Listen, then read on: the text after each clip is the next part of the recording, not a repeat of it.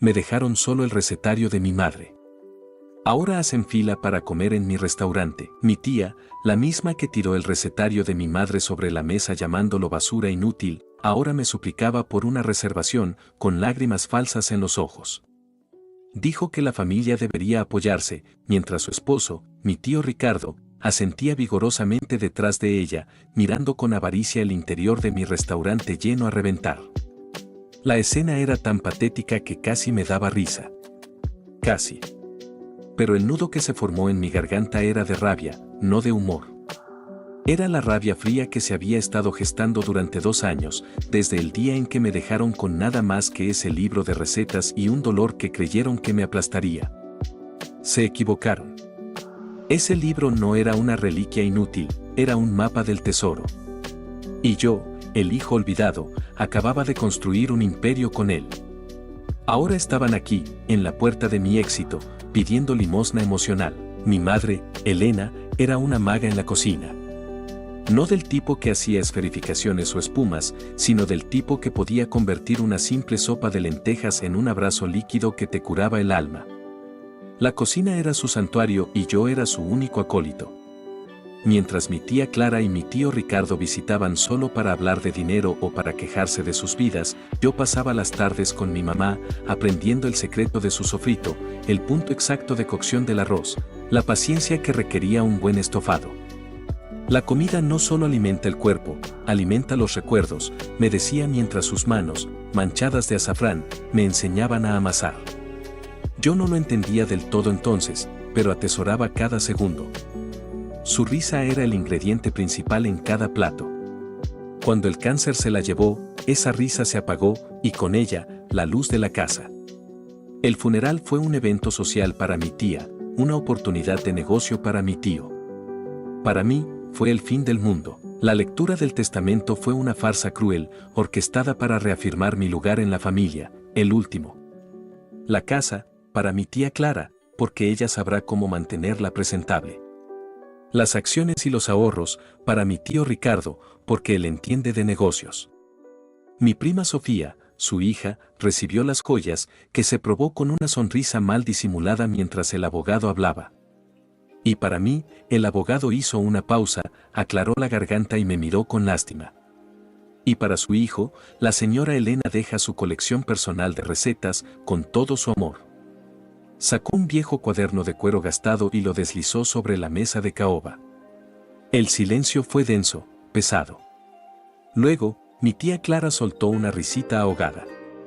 Bueno, al menos tendrás algo para no morirte de hambre, dijo. Mi tío Ricardo le dio una palmada en la espalda. No te preocupes, muchacho. Un hombre debe forjar su propio camino. Sentí la sangre hervir en mis venas. No era el dinero. Era la humillación. Era el desprecio absoluto por lo único que realmente importaba de mi madre, su alma, contenida en esas páginas manchadas de grasa y amor. Agarré el libro, sentí su peso familiar en mis manos y salí de esa habitación sin decir una palabra, sus risas condescendientes siguiéndome por el pasillo como un veneno. Esa noche, me senté en el suelo de mi pequeño apartamento alquilado, el único lugar que podía pagar. El silencio era ensordecedor. La pena era una manta pesada que amenazaba con asfixiarme. Abrí el recetario.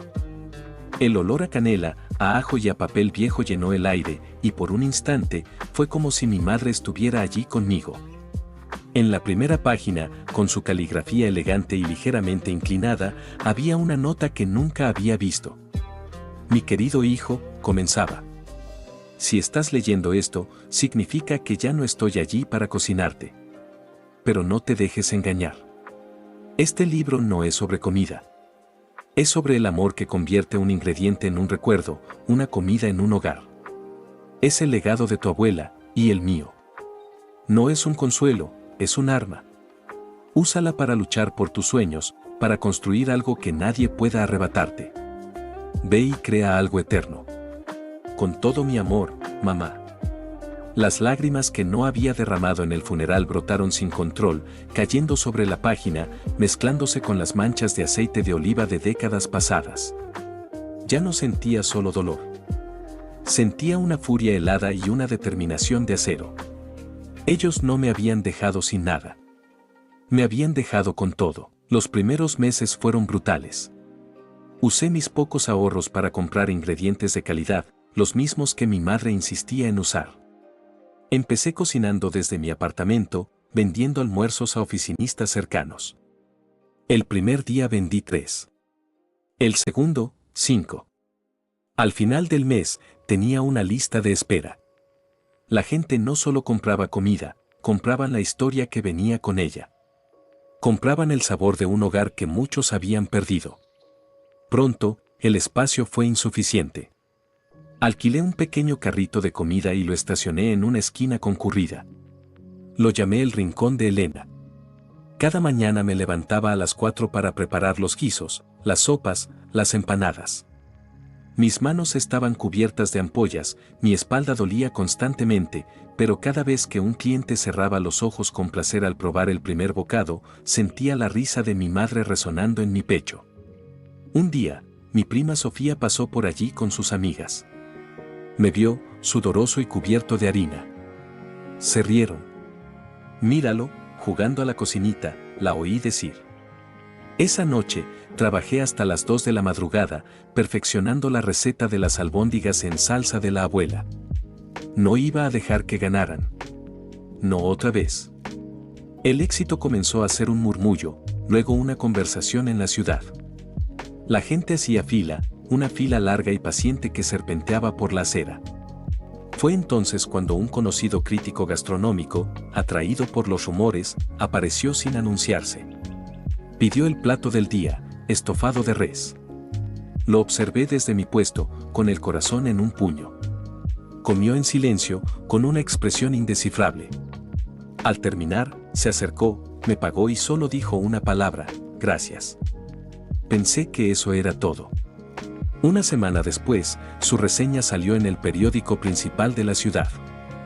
El titular era, he encontrado el alma de la ciudad en un carrito de comida. El artículo del crítico fue como echar gasolina a una fogata. A la mañana siguiente, la fila no solo serpenteaba por la acera, daba la vuelta a la manzana. Mi teléfono, cuyo número el crítico había tenido la audacia de imprimir, no dejaba de sonar.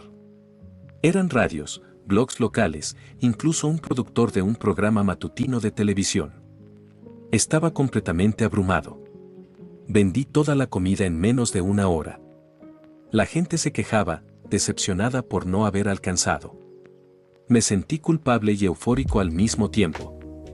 Esa noche, mientras contaba el fajo de billetes más grande que había tenido en mis manos, supe que el Rincón de Elena ya no podía ser solo un carrito. El sueño de mi madre, la instrucción en su carta, construye algo eterno, martilleaba en mi cabeza. Esto era más que solo yo, era su legado en juego. Comencé a buscar locales. La mayoría estaban fuera de mi alcance, pedían fortunas por espacios estériles y sin alma en centros comerciales. Yo quería algo con historia, un lugar que se sintiera como un hogar, como la cocina de mi madre. Después de semanas de búsqueda frustrante, encontré un pequeño local en un barrio antiguo. Estaba abandonado, con las ventanas rotas y las paredes desconchadas, pero tenía una estructura de ladrillo visto y vigas de madera que me recordaron a la casa de mis abuelos. Estaba en una calle tranquila, lejos del bullicio del centro, pero algo en mi interior me dijo que era el lugar. Invertí cada centavo que había ganado y pedí un pequeño préstamo para la renovación. Fueron los 3 meses más agotadores de mi vida. Supervisaba a los albañiles durante el día y por la noche probaba menús, diseñaba el ambiente, pulía cada detalle. Quería que la gente, al entrar, sintiera que llegaba a casa de mi madre. No colgué cuadros caros, sino fotos antiguas en blanco y negro de mi familia, de mi madre riendo mientras cocinaba. Las mesas eran de madera rústica, sin manteles pretenciosos. La luz era cálida, la música suave. Y en el corazón del restaurante, visible desde casi cualquier punto, había una pequeña estantería de madera con un único objeto iluminado, el recetario de mi madre. El día de la inauguración, solo invité a mis clientes más leales del carrito y a la gente que me había ayudado. El crítico gastronómico vino, por supuesto, y trajo consigo a otros periodistas. Estaba aterrorizado. Mi monólogo interno era un caos de inseguridades. ¿Y si la magia solo funcionaba en la calle? ¿Y si esto era un error? ¿Y si la gente odiaba el lugar? Pero entonces vi sus rostros al entrar. Vi cómo la tensión de sus hombros se relajaba, cómo sonreían al ver las fotos, cómo el aroma del estofado que salía de la cocina los envolvía. Esa noche fue un éxito rotundo. Las reservas comenzaron a llover, primero para semanas, luego para meses. El rincón de Elena se convirtió en el lugar del que todo el mundo hablaba. No por ser lujoso, sino por ser real. Mi familia, por supuesto, se enteró. Al principio, su reacción fue de incredulidad. Sofía me envió un mensaje de texto: ¿es cierto que abriste un restaurante de verdad? LOL. No respondí. Luego, a medida que las reseñas y los artículos se acumulaban, la incredulidad se transformó en un incómodo silencio.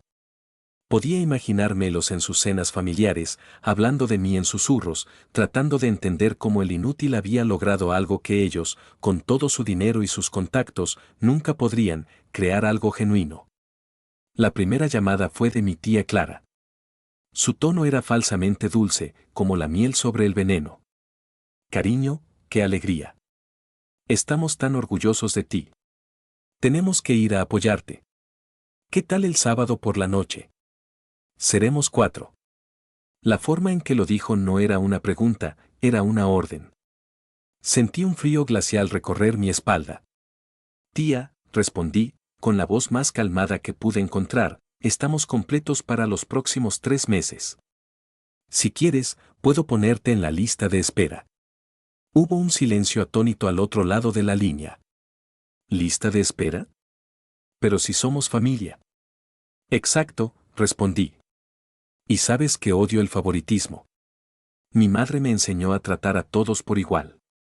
Pude oír su respiración entrecortada por la indignación antes de que colgara. Esa pequeña victoria se sintió bien, pero sabía que no era el final. Eran como tiburones que habían olido sangre, o en este caso, el olor del éxito y el dinero. Empezaron una campaña de presión sutil. Llamaban a parientes lejanos para que me hablaran, para decirme que estaba siendo difícil, que la familia es lo primero.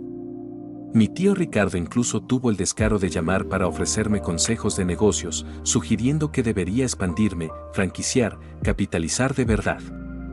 Su oferta era, en realidad, una forma de meter sus garras en mi empresa. Me negué cortésmente, lo que solo aumentó su frustración. La presión culminó una noche de viernes, el servicio más ocupado de la semana. Estaba en la cocina, coordinando los platos, sintiendo esa adrenalina que amaba, cuando mi anfitriona, Laura, entró con el rostro pálido. Hay un problema en la puerta, dijo en voz baja.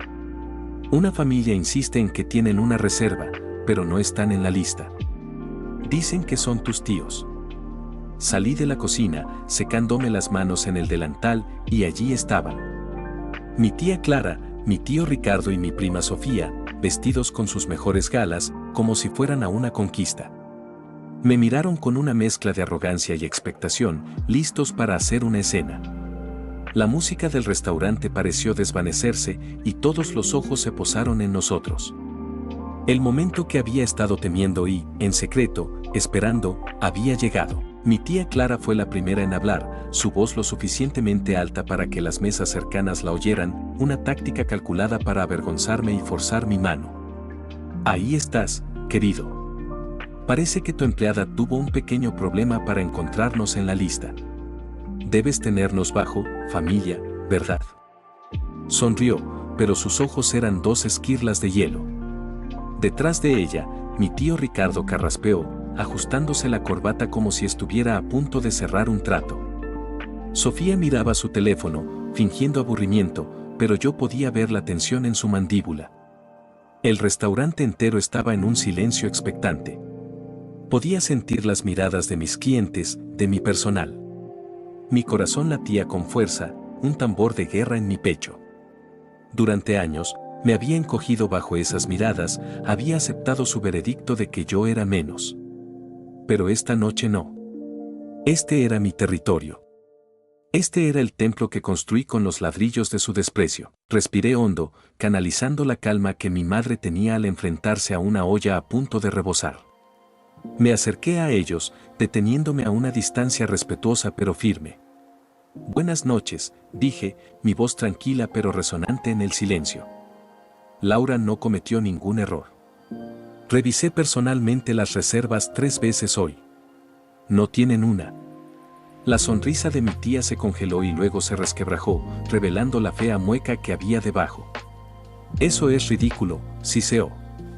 ¿Nos estás diciendo que no hay lugar para tu propia familia en tu pequeño comedor?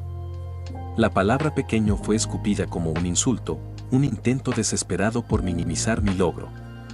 Mi tío dio un paso adelante. Hijo, creo que hay un malentendido. No estamos pidiendo un favor. Estamos aquí para apoyarte. El éxito se te debe haber subido a la cabeza si crees que puedes tratar así a los que te vieron crecer. El monólogo interno en mi cabeza era un torbellino. No cedas. No les des ni un centímetro. Recuerda el testamento. Recuerda sus risas. Miré directamente a mi tío. Aprecio la oferta de apoyo, tío. Pero el apoyo es algo que se da cuando se necesita, no cuando es conveniente. ¿Dónde estaba este apoyo cuando fregaba platos para pagar el alquiler? ¿Dónde estaba cuando cargaba sacos de patatas a las 5 de la mañana para mi carrito de comida? Me volví hacia mi tía. ¿Y tú, tía Clara, recuerdas lo que dijiste sobre el recetario de mi madre? La basura inútil que me dejaba. Pues bien, esta basura paga el sueldo de 20 personas. Esta basura tiene una lista de espera de 3 meses. Este pequeño comedor fue construido sobre el único legado que ustedes despreciaron. Cada palabra era precisa, afilada. No estaba gritando. Mi voz era baja, casi conversacional, lo que la hacía aún más devastadora. Vi el color drenarse del rostro de mi tía. Sofía finalmente levantó la vista de su teléfono, con los ojos muy abiertos por la conmoción. Nunca le había hablado así a nadie de ellos. El hijo dócil y silencioso había muerto el día de la lectura del testamento. Fue entonces cuando mi tía cometió su último error. Intentó apelar a la emoción, a la manipulación que siempre le había funcionado. Sus ojos se llenaron de lágrimas de cocodrilo. Pero, éramos todo lo que te quedaba después de que tu pobre madre. Pensé que nos querías. Y ahí estaba, el prólogo de mi historia, desarrollándose en tiempo real frente a una audiencia cautiva. La rabia fría que había sentido en la puerta la primera vez que llamaron volvió con toda su fuerza. Me incliné ligeramente hacia adelante, bajando la voz aún más para que solo ellos pudieran oírme. Tú no pensaste que yo los quería. Tú pensaste que yo los necesitaba. Y durante mucho tiempo, yo también lo creí. Creí que el amor familiar era incondicional, hasta que ustedes le pusieron un precio en un testamento. Me dejaron con lo que consideraban sin valor, y al hacerlo, me liberaron. Me erguí de nuevo, mi postura ahora la del dueño del lugar, no la del sobrino desheredado. Así que no hay una mesa para ustedes esta noche. Ni mañana. Ni nunca. Este lugar, el Rincón de Elena, es un homenaje a su memoria, y aquí solo son bienvenidos aquellos que la respetaron en vida y respetan su legado ahora. El silencio que siguió fue absoluto. La humillación en sus rostros era palpable. Mi tío Ricardo parecía haberse encogido, su traje caro de repente demasiado grande para él. Mi tía Clara abrió y cerró la boca como un pez fuera del agua, sin palabras por primera vez en su vida. Sofía, por su parte, simplemente me miraba con una expresión que no pude descifrar.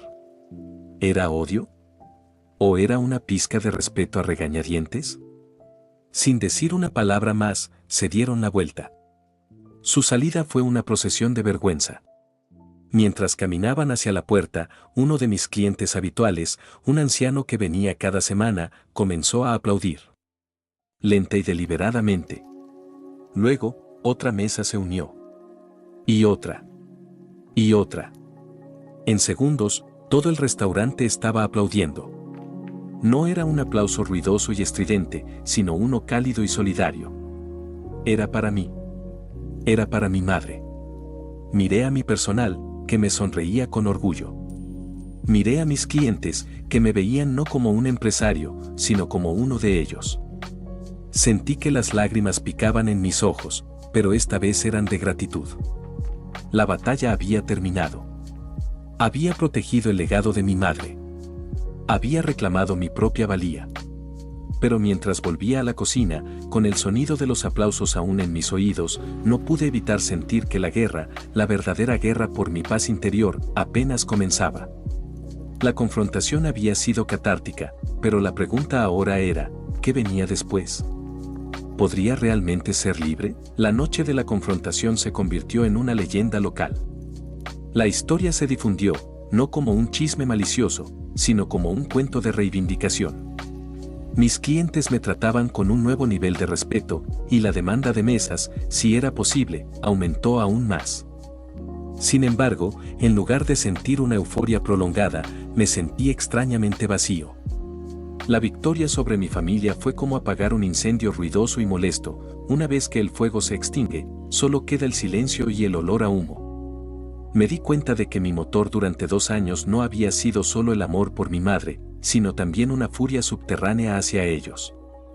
Ahora que esa furia había sido liberada, necesitaba encontrar un nuevo propósito más allá de la venganza. El restaurante ya no podía ser solo un arma contra mi pasado, tenía que ser un puente hacia mi futuro. Decidí hacer algunos cambios. Empecé un programa en el restaurante llamado La Mesa de Elena. Una vez a la semana, cerrábamos para el público y cocinábamos gratis para la gente de los refugios locales. Quería compartir el sentimiento de hogar que mi madre me dio con aquellos que no lo tenían. Mi personal se unió con un entusiasmo que me conmovió profundamente. Se convirtieron en mi verdadera familia, unida no por la sangre, sino por un propósito compartido. Laura, mi anfitriona, se encargaba de la logística. Mis cocineros experimentaban con formas de hacer platos nutritivos y deliciosos con presupuestos limitados. La risa volvió a la cocina, no solo la memoria de la risa de mi madre, sino una nueva risa, la nuestra. Descubrí que el acto de dar era infinitamente más satisfactorio que el acto de ganar una batalla. Unos meses después, recibí una carta. La letra era torpe, insegura. Era de mi prima Sofía. No era una disculpa, no directamente. Era más una confesión. Escribió sobre cómo la atmósfera en su casa se había vuelto insoportable después de la escena del restaurante. Sus padres estaban amargados, obsesionados con la humillación pública. Escribió que, por primera vez, vio la dinámica de su familia con claridad. Todo se basaba en la apariencia, en el dinero, en el estatus. Mencionó que había empezado a ir a terapia y que estaba pensando en mudarse para estudiar lo que ella realmente quería, no lo que sus padres le imponían. Al final de la carta, había una postdata. Nunca te lo dije, pero yo también amaba cómo cocinaba la tía Elena. Me enseñó a hacer galletas de chispas de chocolate una vez. Todavía tengo la receta. Quizás algún día, si me perdonas, podríamos hornearlas juntos. No respondí a la carta de inmediato. La guardé en un cajón. El perdón era un territorio complicado, y aún no estaba listo para explorarlo. Pero la carta plantó una semilla. La justicia no siempre significaba castigo, a veces, significaba la posibilidad de que alguien cambiara. Un año después del enfrentamiento, en el aniversario de la apertura del restaurante, decidí hacer algo especial. Cerré el rincón de Elena por una noche y organicé una cena en el patio trasero. Solo invité a mi personal, a mis amigos más cercanos y a algunos de mis clientes más leales. Colgué luces de verbena entre los árboles, puse música suave y cociné yo mismo, no los platos del menú, sino las comidas caseras sencillas que mi madre preparaba los domingos. A mitad de la noche, levanté mi copa para un brindis. Hace 3 años, comencé, mi voz firme, pensé que lo había perdido todo. Me quedé con un libro de recetas que algunos consideraban basura. Pero mi madre me enseñó que la comida es amor. Y esta noche, mirando a mi alrededor, veo que soy el hombre más rico del mundo. No por este restaurante, sino por ustedes. Ustedes son mi familia. Ustedes son el legado de Elena. Gracias. Más tarde esa noche, después de que todos se habían ido, me quedé sentado solo en el patio, el recetario de mi madre sobre la mesa frente a mí. Lo abrí en una página al azar. Era su receta de sopa de pollo, con anotaciones en los márgenes, añadir un poco más de jengibre si el niño tiene tos. Sonreí. El dolor de su pérdida nunca desaparecería por completo, pero ahora estaba equilibrado por una profunda paz. Mi tía y mi tío nunca más intentaron contactarme. Escuché a través de la vid familiar que sus finanzas se habían deteriorado y que su círculo social se había encogido. No sentí alegría por su desgracia, solo una lejana indiferencia. Su historia ya no era mi historia. Saqué la carta de Sofía del bolsillo, la había estado llevando conmigo durante días. Tal vez la llamaría. Tal vez no. Pero por primera vez, la elección era mía, libre de ira o de obligación.